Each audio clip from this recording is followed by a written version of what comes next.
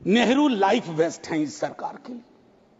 वो जो हवाई जहाज में जब हम लोग बैठते हैं तो कहते हैं कि अगर जहाज डूबने के क्रम में लाइफ वेस्ट को ऐसे फूकिए, फुला लीजिए ताकि पानी में उतरने में, नेहरू बार बार आ जाते हैं। मतलब मैंने तो पिछले सदन में उस वाले पार्लियामेंट में कहा था कि बेहतर है एक दिन में एक मुकदमा कर दो, जवाहरलाल नेहरू हाजिर हो, जिनको उनके पक्ष में दलील देना है देंगे, हम जैसे लोग चलिए टूटे बिखरे हैं।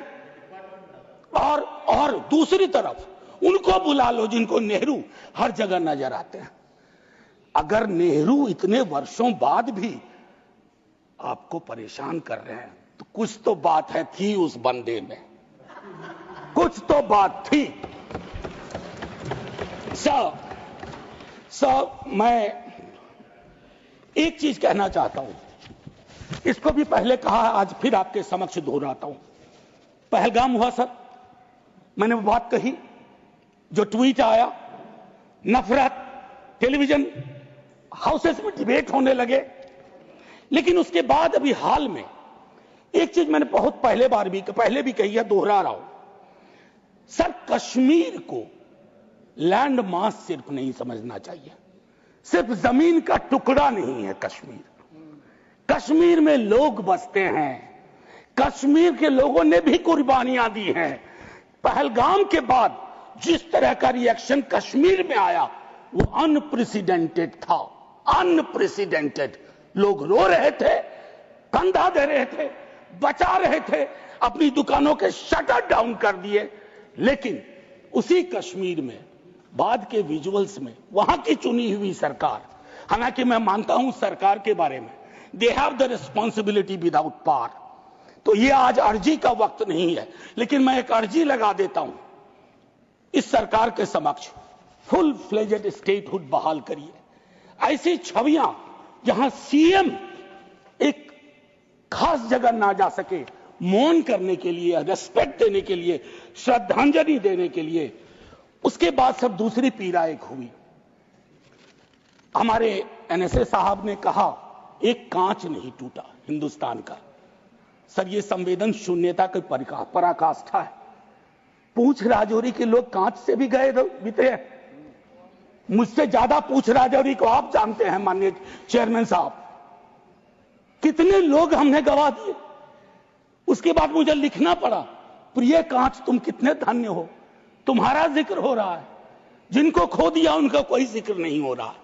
सर, ये आपके माध्यम से मैं रख रहा हूं, मुझे जवाब नहीं चाहिए। फॉरेन पॉलिसी को लेकर के विदेश मंत्री जी नहीं है, मैं आज ए कैरियर ब्यूरोक्रेट उनका बड़ा फैन था। मैं राजनीति में नहीं था, फॉलो करता था उनको, लेकिन मैं देख रहा हूं, और मैं उनको सिर्फ दोष नहीं दूंगा, क्योंकि ये जो कैबिनेट है जिसमें आत्ममुग्धता का भी पुट है, उसमें कलेक्टिव रिस्पॉन्सिबिलिटी का नोशन गायब सा हुआ है। मैं सिर्फ ये कहूंगा, अभी हाल में बॉन्डुंग कॉन्फ्रेंस की एनिवर्सरी थी, 18 से 24 अप्रैल, पहली बार इस देश में उस एनिवर्सरी को याद नहीं किया गया। वो एनिवर्सरी क्या थी सर? एफ्रो एशियन कंट्रीज 55 में जुटे थे, उससे नॉन अलाइन ग्रुप का जन्म हुआ था, बिसरा दिया सब। भाई, हम इमीडिएट में देखते हैं अपनी विदेश नीति को। सर, हम तो बहुत गरीब गुरबा देश थे, लेकिन धौंस से बोलते थे बड़े बड़े मुल्कों को, माइंड योर बिजनेस। कहां आ गए सर हम कि गाजा के रेजोल्यूशन पे हम एब्सटेन कर जाते हैं दुनिया के गिने चुने देशों में। मानवता का सवाल है, भारत ने मानवता के सवाल से कभी मुंह नहीं मोड़ा है। कौन से भारत का निर्माण हो रहा है ये मैं, और एक और चीज कहूं, हम लोग बचपन में एक डायमंड पॉकेट बुक्स में चाचा चौधरी पढ़ते थे। हाँ, तो ये अमेरिकन जो प्रेसिडेंट हैं उनमें मुझको चाचा चौधरी के सारे नेगेटिव गुण दिखते हैं। उनको एक चौधराहट सवार हो गई है। अब खड़गे साहब कल कह रहे थे मेरा स्पीच खत्म होते होते 30वीं बार बोल देगा, अखबार में छपने से पहले 30वीं बार बोल गया वो व्यक्ति, और अभी कोई गारंटी नहीं है, मैं बैठूंगा बाहर जाऊंगा सुना कि 32 बार बोल चुके हैं अब तक।